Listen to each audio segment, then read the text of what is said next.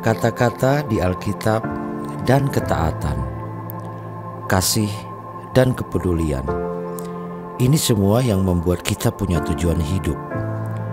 Bintang dan gunung, laut dan lembah, anak-anak desa dan kerbau, bukan sekedar panorama, mereka adalah pengingat hal indah yang minta diperhatikan. Suku terasing, alam liar, selalu saja memikat hati kamu. Aku akan pergi ke belantara, ke desa-desa di kaki pelangi. Mau cari putri mandi? Entahlah, tapi aku ingin mencari mereka yang terhilang, ke suatu tempat di mana seakan waktu berhenti, ke balik gunung, ke dasar lembah, ke hulu sungai, ke tempat-tempat yang tidak ada dalam peta, tapi ada orang tinggal di sana. Itulah mereka yang sekian lama terabaikan. Tidak ada yang peduli, generasi mereka hilang begitu saja. Tidak tercatat waktu. Mengapa guru lebih suka mengajar di kota, dan lulusan teologi lebih suka melayani di kota? Cuma segelintir orang yang mau membawa kabar baik ke pedalaman. Kalau di kota saja bisa memberitakan kabar baik, mengapa repot-repot harus ke pedalaman? Itu namanya tidak adil, Raul. Sangat tidak adil. Aku tidak mengerti, benar-benar tidak paham. Mengapa sampai sekarang masih ada orang yang berlaku tidak adil pada sesamanya? Iya, padahal orang hidup di sana dalam kemiskinan. Lalu, kamu mau mengentaskan kemiskinan? Mengakhiri kemiskinan, Raul. Mengentaskan kemiskinan? Mengakhiri kemiskinan. Kemiskinan? Kemiskinan. Kemiskinan?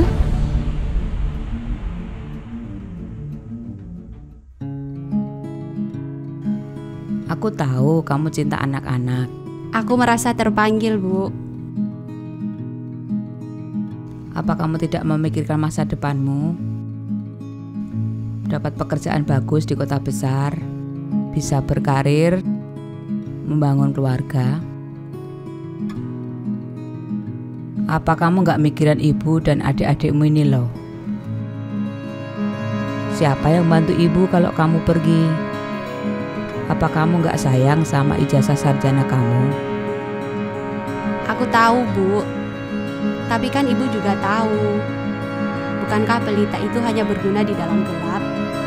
Di pedalaman itu banyak anak-anak. Mereka tidak ada yang melayani. Kita harus menari untuk menunjukkan kepada Tuhan bahwa kita bersyukur bisa hidup. Mbak mau ngomong samamu. Mbak tahu, Mbak mengerti. Tapi di sini juga banyak anak-anak. Bagaimana dengan mereka? Mereka juga membutuhkan kamu. Di sini banyak yang bisa menggantikanku. Ada Mbak dan teman-teman. Tapi bagaimana dengan anak-anak di tempat lain yang tidak terlayani? Bagaimana dengan hidup mereka? Bagaimana dengan masa depan mereka? Kenal Tuhan saja tidak? Bagaimana mereka bisa tahu kalau Tuhan sayang sama mereka? Iya, Mbak tahu. Tapi kamu bukan nabi kan yang harus pergi kemana-mana? Memang. Tapi aku juga ingin agar mereka diselamatkan. Kadang aku berpikir, benarkah kepakan sayap kupu-kupu bisa mengubah dunia? Kata-kata bisa hanya metafora, tapi hidup kan tidak.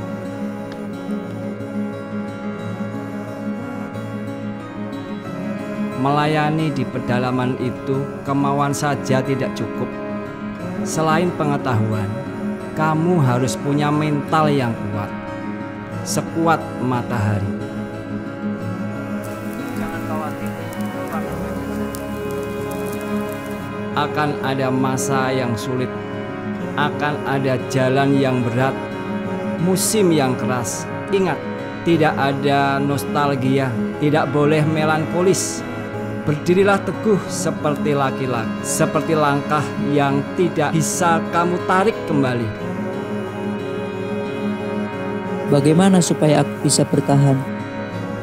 Kamu harus punya kasih yang besar untuk bisa membagi kasihmu di sana. Oh ya, perbaharui kantong anggurmu dulu. Hehe, siap bos. Doaku bersamamu, semoga Tuhan menyertai perjalananmu. Pergilah, jadikan semua bangsa muridku.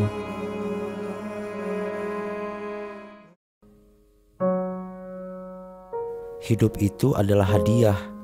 Kita harus merayakannya. Bagaimana jika aku berubah pikiran dan kembali pulang?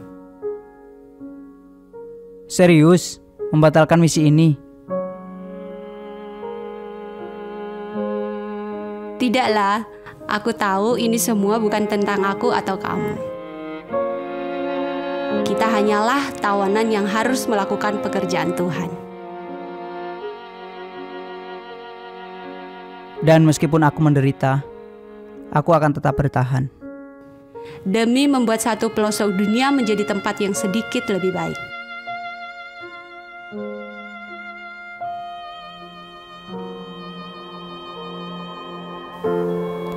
Semua orang yang kita butuhkan, semua orang yang kita kasihi.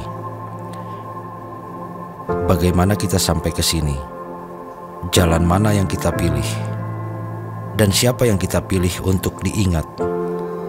Kita semua adalah bagian dari cerita kita, tapi kita tidak mengizinkan cerita dituliskan untuk kita, karena kita tidak bisa hidup selamanya.